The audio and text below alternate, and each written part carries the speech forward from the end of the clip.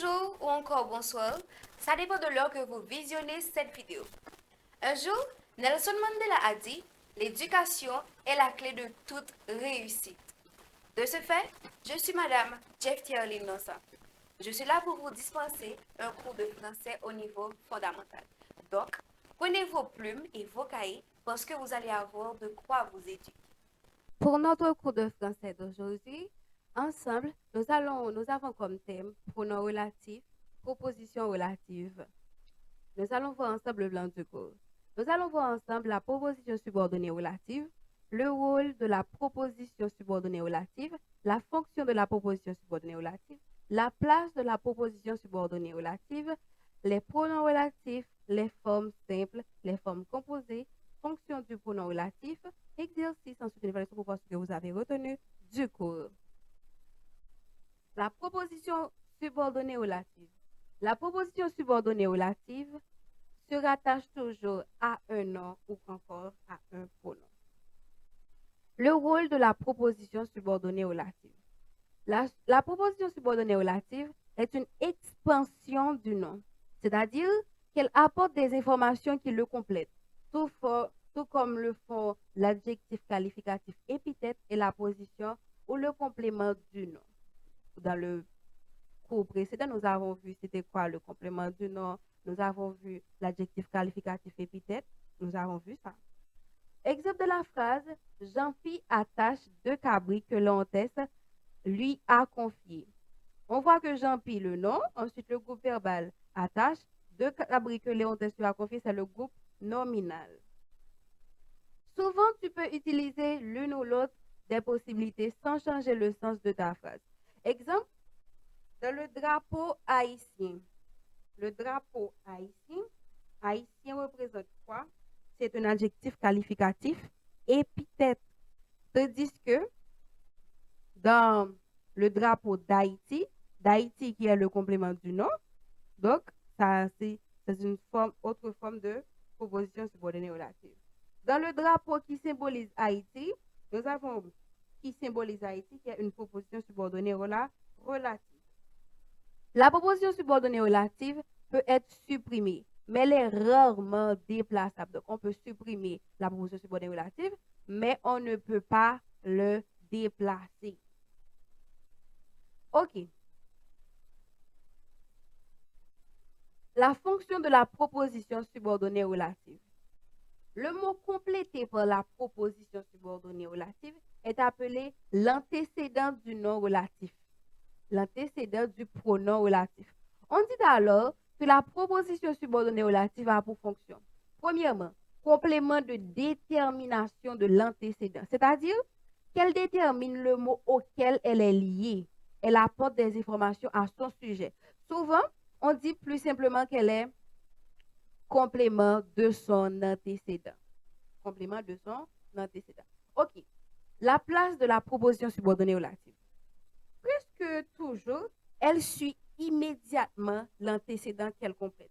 Elle suit immédiatement l'antécédent qu'elle complète. Par exemple, la marchande attise son feu qui met du temps à s'allumer. OK? Son feu représente quoi? Oui. Son feu représente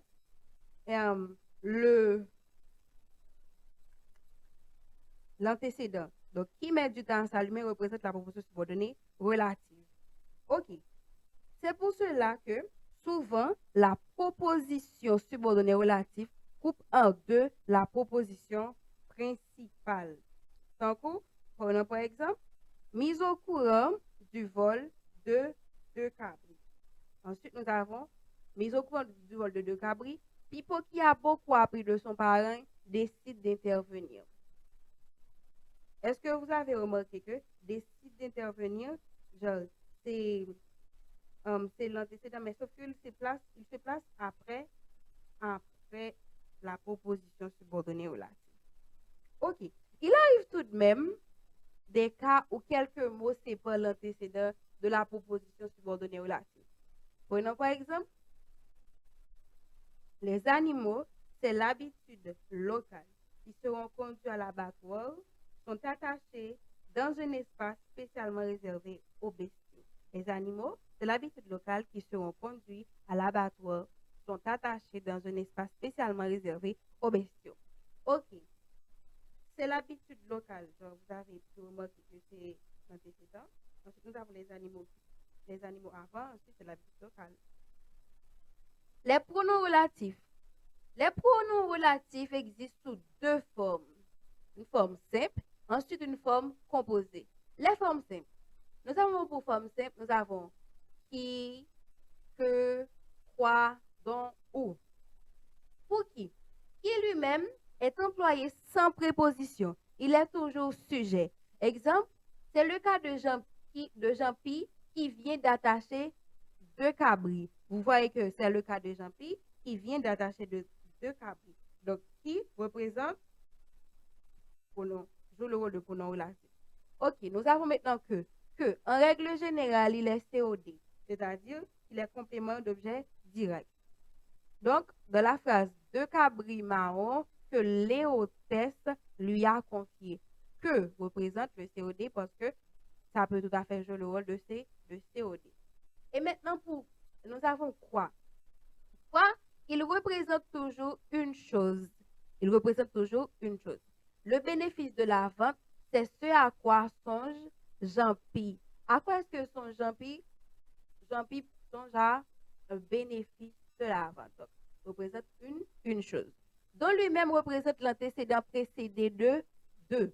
Par exemple, dans cette phrase, Jean-Pi regarde les cabris dont il espère un bon bénéfice. Dont représente maintenant le précédent précédé de deux gens. Jean-Pi regarde les cabris dont il espère un bon bénéfice. Ou avec accent, il exprime le temps ou encore le lieu.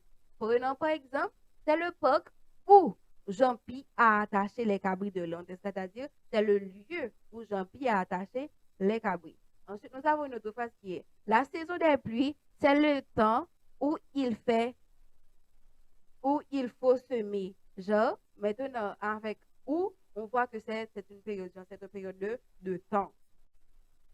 Les formes composées. Nous avons pour le singulier masculin, lequel, auquel, duquel. Pour le féminin, laquelle, à laquelle, de laquelle. Ensuite, pour le pluriel masculin, nous avons lesquels, auquel, desquels. Ensuite, pour le féminin pluriel, nous avons lesquels avec deux LES. Ensuite, auquel avec LES. Ensuite, desquels avec LLES. La proposition des formes composées peut varier pour, avec, etc. La fonction du pronom relatif. Comme tous les mots de la phrase, le pronom relatif possède une fonction. En règle générale, il peut avoir les mêmes fonctions que le nom. Pour découvrir plus facilement sa fonction, tu peux remplacer le pronom par son antécédent. OK. Prenons par exemple, c'est le cas de Jean-Pi qui vient d'attacher deux cabris. Jean-Pi vient d'attacher deux cabris, qui égale Jean-Pi. Donc, le sujet donc vient d'attacher. C'est le sujet de vient d'attacher. OK. Nous avons vu la proposition subordonnée relative. Nous avons vu les pronoms relatifs.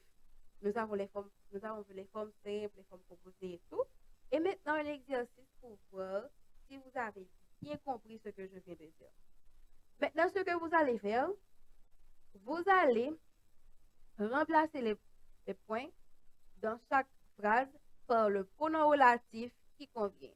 Nous avons comme première phrase, les élèves ont beaucoup apprécié la manière, petit point, ou encore 3 points de suspension, on les a accueillis ce matin. Dans le cours que je viens de dispenser, nous avons vu qu'il y a différents types de pronoms relatifs. Maintenant, quel pronom relatif convient dans cette phrase? Oui, la réponse est les élèves ont beaucoup apprécié la manière dont on les a accueillis ce matin. Deuxième question. Je ne retrouve plus le panier, petit point, j'avais mis mes légumes. La bonne réponse est oui, je ne retrouve plus le panier dans lequel j'avais mis mes légumes. Troisième question. Tu devrais écrire à ta tante du Canada, petit point, tu as reçu ta nouvelle paire de rouleurs. Oui, la bonne réponse est, tu devrais écrire à ta tante du Canada avec qui tu as reçu ta nouvelle paire de rollers. Quatrième question. Le mur de clôture penche sous le poids de l'arbre, petit point, petit point, il ne résistera pas. Oui, la bonne réponse est, le mur de clôture penche sous le poids de l'arbre, car il ne résistera pas. OK. Et maintenant, nous allons faire une évaluation pour voir ce que vous avez retenu du cours. Nous avons parlé des pronoms relatifs, propositions subordonnées relatives. Ensuite, nous avons fait un exercice et tout. Et maintenant, c'est au tour de l'évaluation. OK. OK. Première question. Quel est le pronom relatif dans la phrase « La maison que tu vois est vieille » ?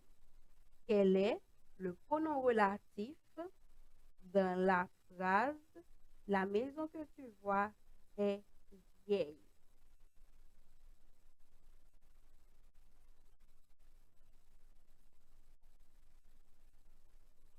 Oui.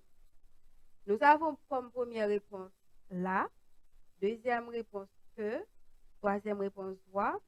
La bonne réponse est oui, est que. Deuxième question. Les pronoms relatifs introduisent généralement, premièrement, une proposition principale, deuxièmement, une proposition subordonnée, troisièmement, une phrase exclamative, troisièmement, une phrase interrogative. La bonne réponse est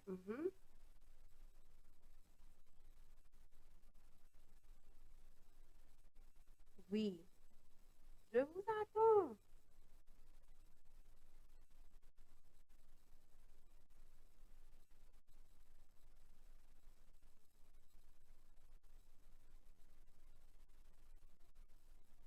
Oui.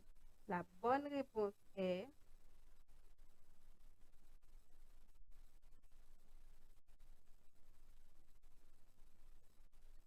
oui.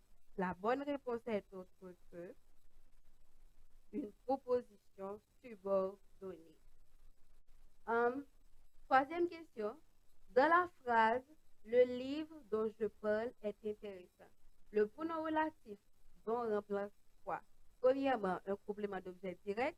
Deuxièmement, un complément d'objet indirect. Troisièmement, un complément du nom. Quatrièmement, un complément circonstanciel.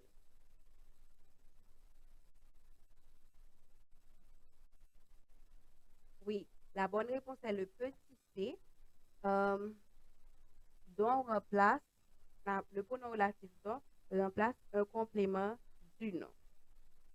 Quatrième question. Quel pronom relatif convient pour compléter la phrase? L'homme, espace, parle, mon père est mon père. La bonne réponse est entre que, qui, dont ou quelle est la bonne réponse? Oui. L'homme qui parle est mon père. Donc la bonne réponse est le petit b. Cinquième question. Dans la phrase la ville où je suis né est belle, le pronom relatif où indique premièrement le lieu, deuxièmement le temps, troisièmement la cause, quatrièmement la conséquence. Oui, où représente le lieu. Merci d'avoir suivi ce cours avec nous. N'oubliez pas de liker, de partager, de vous abonner à la chaîne pour pouvoir avoir beaucoup plus de vidéos. Merci.